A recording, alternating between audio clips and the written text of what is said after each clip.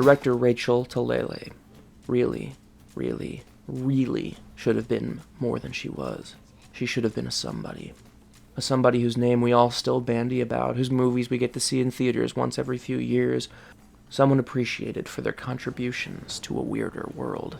One that unfortunately never arrived.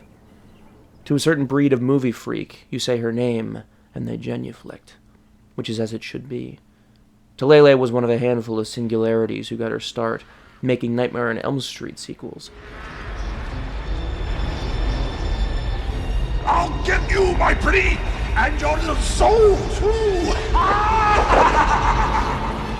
She grabbed hold of the burgeoning cyberpunk movement with both hands and made a quick but highly amusing and distinct footprint in film culture before reviews of her magnum opus, Tank Girl, based on a comic by Jamie Hewlett and Alan Martin, got her blackballed from Hollywood. History will always have the last laugh, of course. Yes, Tank Girl was a financial disappointment, but I don't remember a time in my life when I didn't know Tank Girl. The poster, the images, the name, its Dayglow pop art look, that Ice-T did some of his best acting under a kangaroo costume. I say we kill him. I say we hump him. I say we get crumpets and tea. Tasty.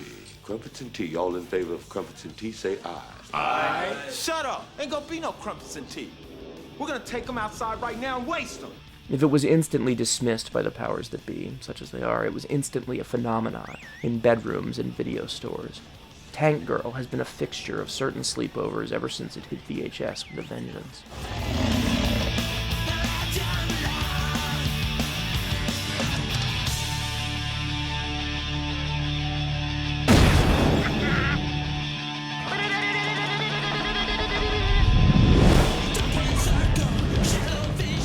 I think it's valid to posit that someone like Talalay, a woman who made midnight movies, was never going to be allowed to succeed, no matter what.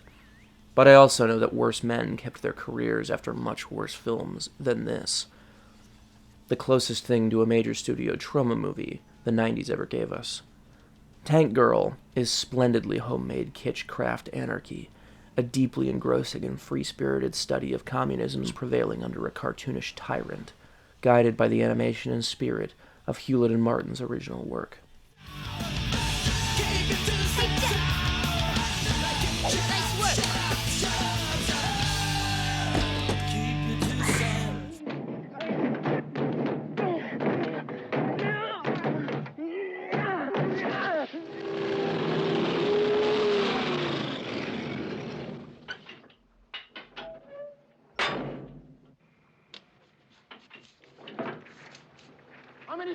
Let's do it. Let's fall in love. I'm sure giraffes on the slide do it. Upper crust, ladies do it when a gentleman struts. Come on, doll, why don't we do it? Don't you have the guts? Penguins and frogs on the rocks do it. Even little cuckoos in their tops do it. Let's do it. Let's fall in love.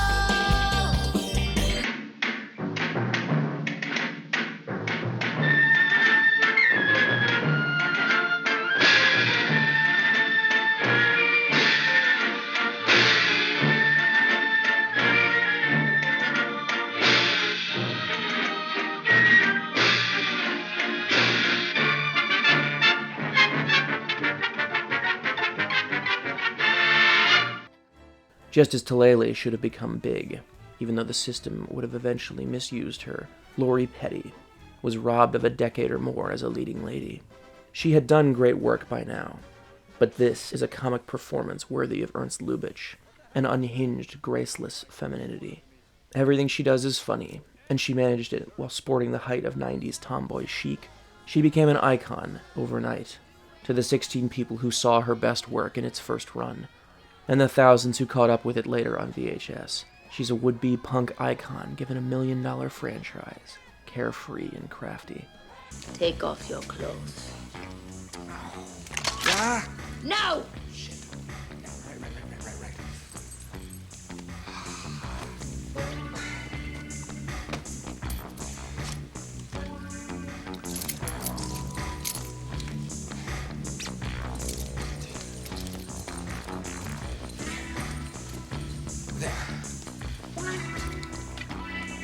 did I tell you to stop?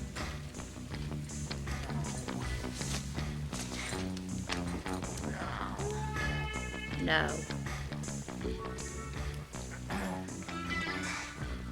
Salute me. I'm not too good under pressure. Well, you'll learn then, won't you? Gross out. Come on, they're being weird again. Let's get out of here. Let go. I was just getting into that one. Give me that.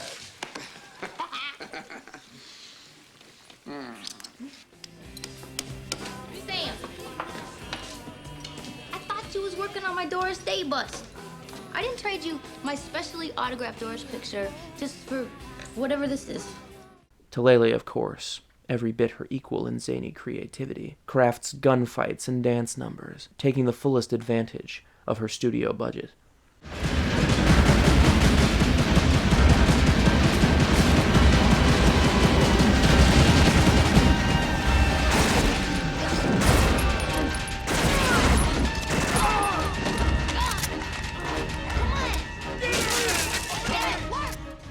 Every image of dystopian chaos has weight and depth and love behind it.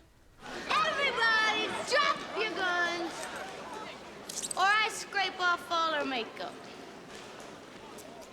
This might take me a really long time. And that's the thing about a movie like Tank Girl. You can level whatever criticism at it you want, but no one who sees it can deny that it overflows with real passion from all involved. Talele and her cast gave their all to this thorny bear hug of a picture, and it's so earnest in its cuddly transgressions that I have a hard time imagining the serious person who walks around with a grudge against it. Maybe there was something to the idea that works of real daring can only be made by outsiders, at a time when studios were cluelessly grasping at straws, trying to represent a burgeoning generation change. Today they make movies like Tank Girl, but there's no opportunity for them to become cult objects because the dominant culture has opened wide for every trend and taste. Talele was working towards a weirder culture for her audience. It did get there on the sweat of her labor, but now it can't possibly make the dent the way that it might have when she was working her hardest. Tank Girl's take on a distaff thrift store Mad Max is everywhere still, for better or worse, but we all know there's only one Tank Girl. I won. No! No! Say I won. I won.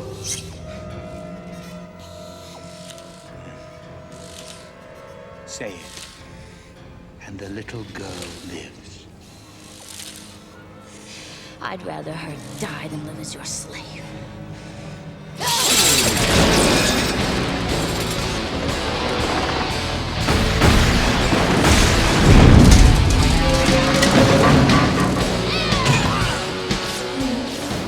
You had to mean it back then. Rachel Talele, Lori Petty, they meant it. They really meant it. I win.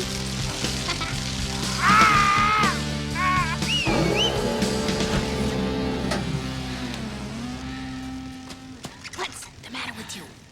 Finish him!